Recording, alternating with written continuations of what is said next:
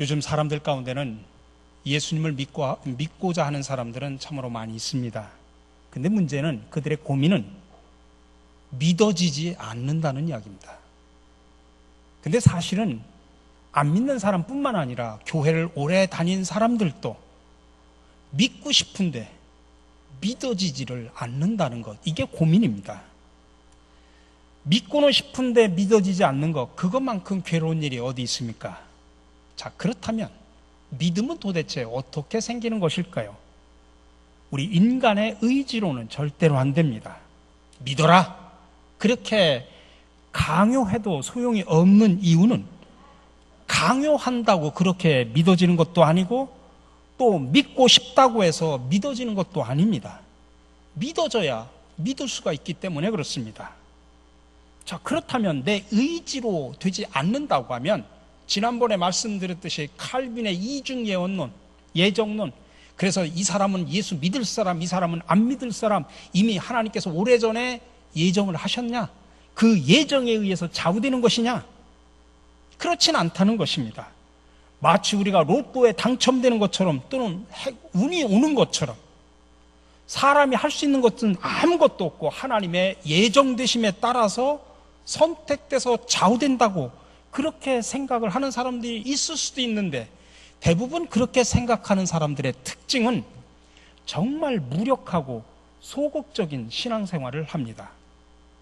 자, 그렇다면 믿음은 어디서 올까요? 오늘 17절 말씀 우리 다 같이 한 목소리로 같이 읽겠습니다. 믿음은 들음에서 나며 들음은 그리스도의 말씀으로 말미암느니라.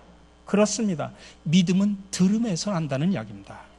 이게 정말 중요한 진리인데 이 중요한 진리를 직설적으로 말하는 게 성경에 이 구절밖에 없습니다. 아니, 정말 중요한 구절인데 왜 이 한 구절밖에 강조를 하지 않을까?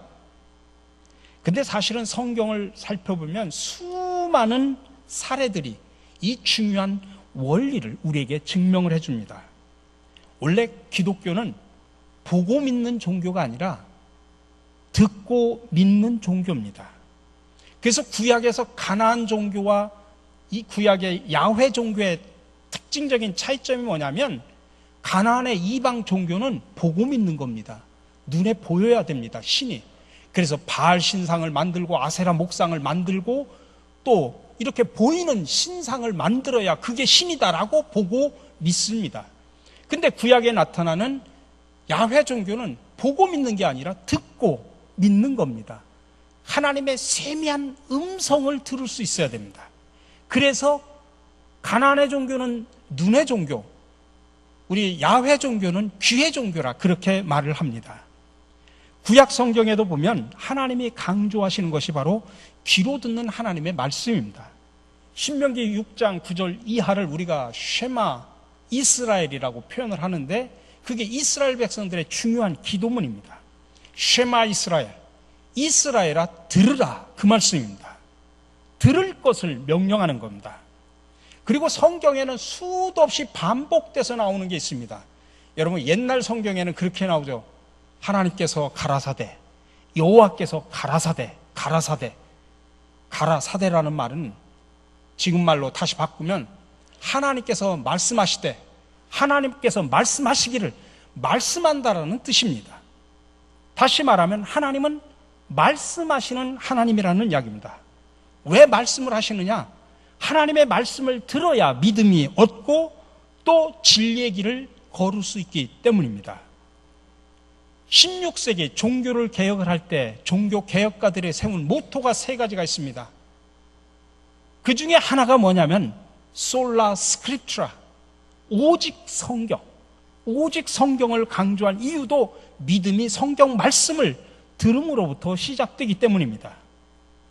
그러니 여러분, 믿음을 갖는 원리는 서당계 3년이면 풍어를 읊는 그런 게 아닙니다. 다시 말하면 여러분들이 10년, 20년 이 교회를 들락날락 한다고 해서 믿음이 생기는 것이 아니다라는 이야기입니다. 여기엔 신비한 역사가 따라야 됩니다. 신비한 원리가 있습니다. 대표적인 사람 2사람을 소개를 드립니다. 성 어거스틴이 있습니다. 중세 기독교의 가장 유명한 성자입니다. 그는 종교적인 이유로 참 고민을 많이 한 사람입니다. 그의 어머니 모니카는 독실한 크리스찬이었고 사실 성 어거스틴도 당대 아주 유명한 설교가인 정말 암브로스 주교의 설교를 늘 들었습니다. 그래서 기독교에 대한 호감은 있었습니다. 근데 마음에 평강이 없습니다. 그리고 믿음이 없습니다. 그러던 어느 날 오후에 이 어거스틴이 침상에서 누워서 잠을 자려고 하는데 그 창밖에서 막 아이들이 놀고 있는데 아이들의 놀고 있는 속에서 노랫소리가 들려옵니다. 그때 그 아이들의 노랫소리가 마치 하나님께서 자신에게 주는 명령처럼 듣게 된 겁니다. 그 노래 가사를 주의 깊게 들어보니까 일어나 일어나 책을 보아라. 일어나 일어나 책을 보아라. 그 소리를 듣고 깜짝 놀라가지고 일어나서 앞에 있는 성경을 딱 폈는데 그게 바로 로마서 13장 12절의 말씀입니다. 밤이 깊고 낮이 가까웠으니 그러므로 우리가 어둠의 일을 벗고 빛의 갑옷을 입자. 그 순간 그 말씀이 그 가슴 속에 확 와 닿아가지고 그 가슴을 뒤집어 엎어버렸습니다. 그리고 회개하고 인간이 바뀌어집니다. 이게 바로 성 어거스틴의 유명한 회심의 사건이었습니다. 감리교와 우리나라의 성결교의 창시자라고 할 수 있는 존 웨슬리도 비슷한 경험을 했습니다. 그는 원래 목사의 가정에서 태어나서 옥스퍼드 대학에서 신학을 전공하고 목사 안수까지 받았습니다. 미국의 선교사로까지 갔습니다. 아니 목사 안수까지 받고 선교사까지 갔는데 그에게는 확신이 없었습니다. 늘 성경을 읽어도 의심에 쌓였습니다. 그러던 어느 날 저녁에 올더스 게이트라는 곳을 지나가다가 거기에 작은 예배당이 있어서 그 예배당에 들어갔더니 그 예배당에서 누군가가 사도 바울의 이 로마서를 읽고 있는 겁니다. 그 로마서를 듣다가 그 말씀이 듣는 순간 요한 웨슬레의 가슴이 뜨거워지기 시작을 합니다.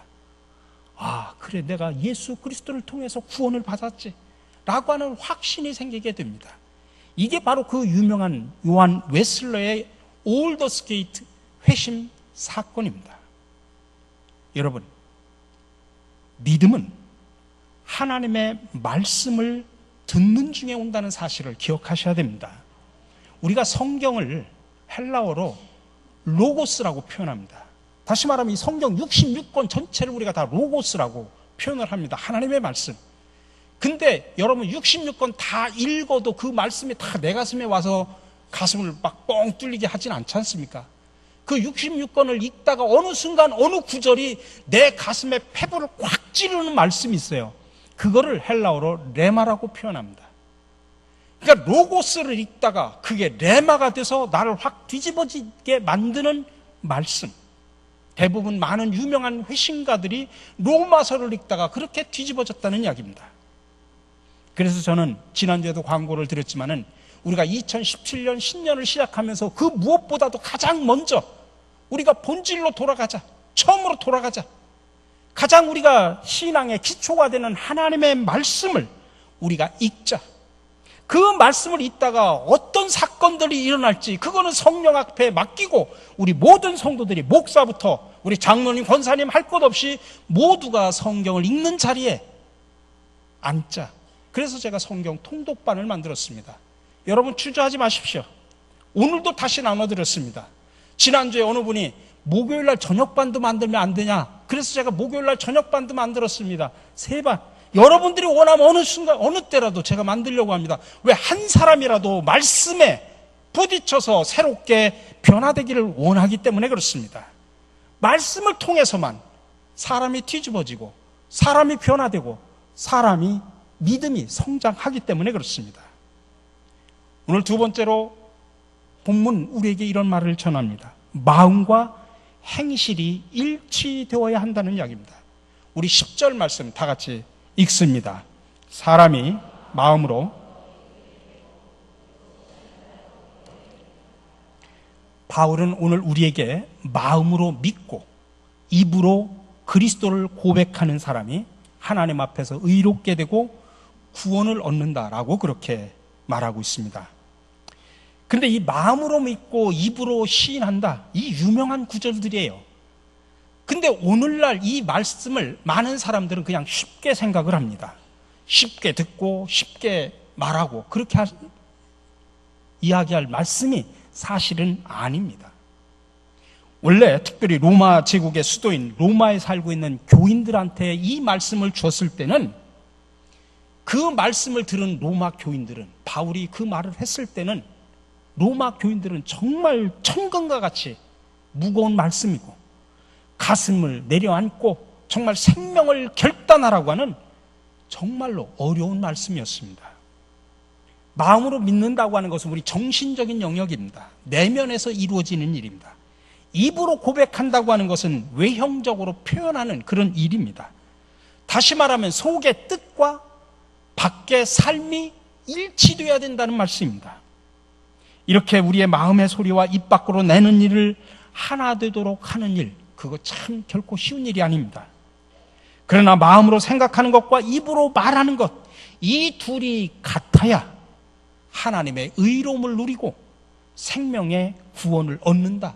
이게 오늘 바울이 말하려고 하는 핵심입니다.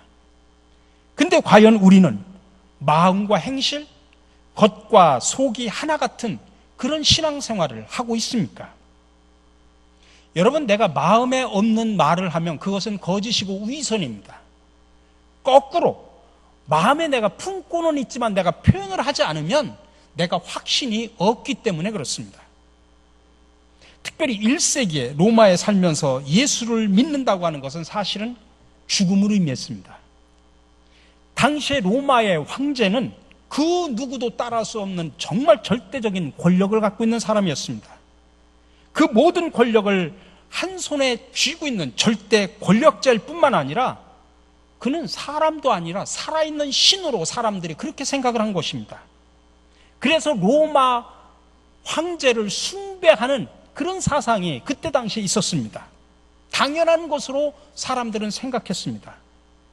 이런 시대 배경 속에서 주님, 당신은 나의 주님입니다 라고 하는 그 주님이라는 말이 큐리오스라는 말입니다. 이 단어는 누구에게만 사용해야 되는 단어냐면 황제 숭배를 받는 로마 황제에게만 사용하는 단어가 큐리오스, 당신은 우리의 주인입니다 라는 단어입니다. 근데 만약에 이 큐리오스라는 단어, 주님이라는 단어를 황제에게 쓰지 않고 다른 사람에게 쓴다고 하는 것은 황제에 대한 반역입니다. 국가에 대한 배신입니다. 그리고 그 공동체 안에서 같이 살아갈 자리를 잃어버릴 수밖에 없는 일입니다. 큐리오스라는 말이 사실은 또 하나님이라는 말이기도 합니다. 근데 구약 성경을 신약으로 번역을 하면서 헬라어로 번역하면서 70인역에 그 큐리오스를 주님이라고 그렇게 번역을 한 겁니다. 하나님이라는 이야기죠. 그래서 이 큐리오스라는 말은 초대교회 당시에는 절대적인 거의 신, 하나님에 준하는 그런 칭호였습니다. 그것도 로마 황제 앞에 절대로 충성하면서 큐리오스, 당신은 나의 주인입니다 라고 그렇게 말하는 것이 큐리오스인데, 로마 황제가 나의 큐리오스가 아닙니다. 이제 저 나사렛 예수, 그분이 내 인생의 큐리오스입니다라고 고백하는 말이 오늘 본문입니다. 그러므로 황제가 살고 있는 로마의 한 복판에서 기독교인들이 예수를 큐리오스다, 주님이다 라고 입으로 고백하며 산다는 얘기는 그 즉시 말을 하는 순간 죽음을 각오해야 되는 그런 상황입니다. 근데 그런 사정을 너무나도 잘 알고 있는 사도 바울이 지금 로마에 살고 있는 교인들에게 너희들이 마음으로 믿고 입으로 시인해야 구원을 받는다고 그렇게 지금 편지를 써서 보낸 겁니다. 그러니 로마 교인들은 그 말씀을 들을 때마다 얼마나 이 말씀이 천근과 같이 무거운 말씀이겠습니까? 내가 큐리오스라고 주님을 잘못 보면 예수가 큐리오스다라고 고백을 하면 황제가 큐리오스인데 나는 붙잡혀가서 당장 죽어야 됩니다. 그러니 정말 너희는 생명을 걸고 예수를 믿으라고 하는 무거운 말씀입니다. 자, 그렇다면 여러분, 오늘 우리는 어떻습니까? 예수님이 주님이라고 그렇게 말은 많이 하는데 여러분은 정말 초대교인들처럼 생명을 걸고 그렇게 고백하고 계십니까? 오늘날 우리들은 예수님을 내 인생의 주인이라고 입으로 고백은 하는데 실제 우리의 삶 속에서는 돈이 주인이고 하나밖에 없는 자식이 내 주인이라고, 여러분, 돈이 큐리오스고 자식이 큐리오스라고 고백하며 살고 있지 않습니까? 그리고 또한 예수님이 주인님이라고 말하는 것과 함께 동시에 나는 거기에 따르는 책임적인 행동을 해야 되는 겁니다. 그 책임적인 행동이 따르지 않으면 아무리 예수님을 큐리오스라고 나팔을 불면서 그렇게 얘기해도 그것은 값싼 복음에 불과하다는 이야기입니다. 그러므로 오늘날 우리에게 주어진 그리스도인이라는 타이틀은 그렇게 중요한 게 아닙니다. 내가 목사고 장로고 권사고 집사고 그게 그렇게 그 타이틀이 중요한 게 아닙니다. 중요한 것은 내가 지금 예수 그리스도가 내 인생의 큐리오스라고 고백하면서 생명을 걸고 주님을 따르고 있는가? 그리고 이 질문에 대해서 매일매일 내가 바르게 응답하면서 살고 있는가? 그런 진정한 그리스도인인가? 이게 더 중요하다는 사실을 기억하셔야 됩니다. 기독교 교육학자인 토마스 그룸이라고 하는 분이 계십니다. 그분은 두 종류의 신앙인이 있다고 합니다. 여러분은 어느 신앙인인가 한번 생각을 해보십시오. 하나는 신앙을 가지고 있는 사람, having faith. 또 한 사람은 신앙하는 사람, doing faith라고 표현했습니다. 신앙을 가지고 있는 사람은 아주 예수님에 대해서 잘 아는 사람입니다. 나름대로 성경 공부도 많이 해서 예수님에 대한 지식이 해박합니다. 영성 훈련을 통해서 또 여러 가지 체험도, 영적인 체험도 가지고 있습니다. 그리고 이런 신앙의 지식과 영적인 체험을 또 가르치기도 합니다. 이런 사람이 신앙을 가진 사람이라고 표현하고 있습니다. 근데 신앙하는 사람, doing faith는 예수와 함께 사는 사람입니다. 살아가면서 수많은 문제들을 겪고 있는데 그 문제들을 가지고 예수님 앞에 묻습니다. 이 상황 속에서 예수님이라면 어떻게 판단하시고 어떻게 행동하실까? 깊이 생각하고 답을 찾습니다. 그리고 그 답을 가지고 실천하며 살아가는 겁니다. 그러니까 삶으로 예수를 드러내는 겁니다. 그러면서 이 토마스 그룸은 오늘날 기독교의 문제는 신앙을 가진 사람은 많은데, 그래서 예수에 대해서 알고 있는 사람은 많은데 신앙하는 사람, 다시 말하면 삶으로 예수를 드러내는 사람 갈수록 적어져 가고 있다. 이게 바로 오늘날 기독교의 문제다라고 날카롭게 지적을 하고 있습니다. 여러분, 내가 신앙만 가지게 되면 신앙과 삶이 분리되고 믿음과 행함이 분리됩니다. 그래서 오늘날 이 시대에 필요한 사람은 신앙하는 사람, doing faith를 갖고 있는 사람이 중요하다고 힘주어 말하는 것입니다. 행함으로 예수님을 드러내는 사람입니다. 그래서 일찍이 야고보서는 이야기를 했죠. 내 형제들아, 만일 사람이 믿음이 있노라 하고 행함이 없으면 무슨 유익이 있으리요? 그 믿음이 능히 자기를 구원하겠느냐? 우리 사랑하는 신갈 장로교회 성도 여러분, 저와 여러분 모두가 예수를 잘 아는 데서 그치지 말고 한 단계 더 올라가서 우리의 삶으로 예수를 드러내는 자들이 되시기를 주님의 이름으로 간절히 축원합니다. 마지막으로 오늘 본문에서 말합니다. 생명을 걸고 주의 이름을 부르라는 이야기입니다. 오늘 13절의 말씀 같이 읽습니다. 누구든지, 근데 이거와 또 정반대의 말씀을 예수님께서 이렇게 말씀하셨습니다. 나더러 주여 주여 하는 자마다 다 천국에 들어갈 것이 아니요 다만 하늘에 계신 내 아버지의 뜻대로 행하는 자라야 들어갈 것이다. 지금 바울은 누구든지 주의 이름을 부르면 구원받는다고 이야기했는데, 예수님은 주여 주여 하는 자마다 천국에 가는 게 아니라 내 아버지의 뜻대로 행하야 들어갈 수 있다라고 이야기합니다. 이 두 가지 말씀은 어떻게 보면 서로 반대되고 상반되는 말씀처럼 느껴집니다. 그러나 여기서 바울이 말하는 주의 이름을 부르는 자는 나의 생명이 담겨있는 고백을 하는 사람을 말하는 것이지 그냥 건성으로 주의 이름을 부르는 사람을 뜻하는 게 아닙니다. 주의 이름을 부르는 사람은 하나님의 뜻에 죽고 살기로 결심한 사람이기 때문에 예수님께서 입으로만 주여 주여 하는 자는 하나님 나라에 들어가지 못한다는 말씀과 사실은 같은 이야기입니다. 오늘날에도 입으로만 주의 이름을 부르는 수많은 사람들이 있습니다. 그런데 안타깝게도 오직 소수의 사람들만 생명을 걸고 주의 이름을 부릅니다. 여러분, 성경에 보면 하나님의 이름을 불렀던 대표적인 사람이 누구냐면 아브람입니다. 창세기 12장 8절 이하에 보면 아브람은 어디를 가든지 먼저 제단을 쌓고 그리고 나서 하나님의 이름을 불렀습니다. 참 이상합니다. 하나님의 이름은 아무 때나 부를 수 있는데 왜 꼭 제단을 쌓고 난 다음에 하나님의 이름을 불렀을까? 거기에 깊은 뜻이 있습니다. 여러분, 제단을 쌓는다고 하는 것은 구약시대 때 하나님 앞에 제사를 지나기 위해서 제단을 쌓는다고 하는 것은 거기에다가 희생 제물을 올려놔야 됩니다. 근데 뭐 소나 양이나 어떤 것이든 희생 제물을 그 제단에다 올려놓고 제사를 드리는데 그 희생 제물이 뭡니까? 사실은 내가 죽어야 돼요. 내가 죄를 졌기 때문에 내가 죽어야 되는데 내가 죽을 수 없잖아요.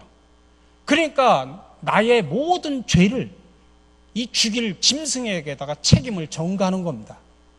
나 대신 이 짐승을 죽여서 짐승을 올려놓고 태워서 제사를 드리는 겁니다. 다시 말하면 희생 제물을 드리는 게 아니라 나 자신을 하나님 앞에 드리는 행위입니다. 결국은 나 자신을 죽이는 거죠. 죄로 사는 나 자신을 죽이는 겁니다.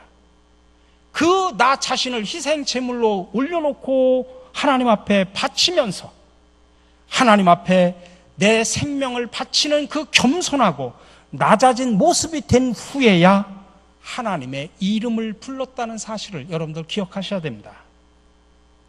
이런 아브라함의 심정이 오늘 저와 여러분들이 예배드리는 그런 심정이 되어야 합니다. 죽어야 할 나 자신을 살려주셔서 하나님의 이름을 부를 수 있는 그런 기회를 주신 것에 대한 감사하는 그런 사무친 마음이 아브라함 속에 있었던 것입니다. 그러므로 하나님의 이름을 부를 때 우리가 사느냐 죽느냐 하는 심정을 가지고 부르지 않는다면 오늘 바울이 주의 이름을 부르는 자는 누구든지 구원을 받는다고 하는 그 누구든지에 내가 포함되지 않을 수도 있다는 사실을 여러분들 기억하셔야 됩니다. 그러므로 여러분, 우리가 정녕 하나님의 이름을 부르려고 한다면 자신을 죽이는 제단을 먼저 쌓고 하나님의 이름을 불렀던 그 아브라함의 심정을 내 가슴에 담고 똑같이 불러야 됩니다. 적어도 우리가 하나님의 이름을 부를 때는 빈말이 아니라 나를 불태워야 되는 그런 심정으로 불러야 되고 죽어야 될 나 자신을 대신해서 죽어주신 그 주님의 이름을 부를 때 내가 다시 살아난다는 확신을 가지고 주의 이름을 부르셔야 됩니다. 그래서 칼 바르트는 이 구절을 주석하면서 이렇게 말했습니다. 우리가 만약 이렇게 묻지 않고 이렇게 하지 않는다면 우리는 예수 그리스도를 진정으로 믿는 것이 아니다. 우리 사랑하는 성도 여러분, 하나님은 이 시간 저와 여러분들에게 강요하지 않습니다. 이렇게 해라 저렇게 해라 절대로 강요하지 않습니다. 그러나 주의 이름을 부르기로 작정한 사람은 그 부름에 책임을 지고 생명을 걸고 나아가기를 하나님은 원하십니다. 바로 그런 사람들이 구원으로 선택되는 기쁨을 누리게 됨을 믿으시기 바랍니다. 그러니 이제부터 우리 모두 마음과 행실의 일치를 통해서 하나님께 영광을 돌리시고 생명을 걸고 주님의 이름을 부르며 주님을 찬양하고 예배하는 자가 되시기를 주님의 이름으로 간절히 축원합니다. 사랑의 주님, 우리의 신앙이 입술로만 주님을 찬양하는 위선적인 신앙이 되지 않게 하옵소서. 마음으로 생각하는 것과 입으로 말하는 것이 같아 하나님의 의로움을 누리고 생명의 구원을 얻게 하옵소서. 우리 모두 머리로만 예수님을 잘 아는데 그치지 말고 우리의 삶으로 예수님을 드러내는 자들이 되게 하여 주시옵소서. 그래서 날마다 하나님의 이름을 부를 때에는 나를 불태우는 심정으로 부르게 하옵소서. 오늘도 우리를 위해 자신의 몸을 불태우신 예수 그리스도의 이름으로 기도드립니다. 아멘.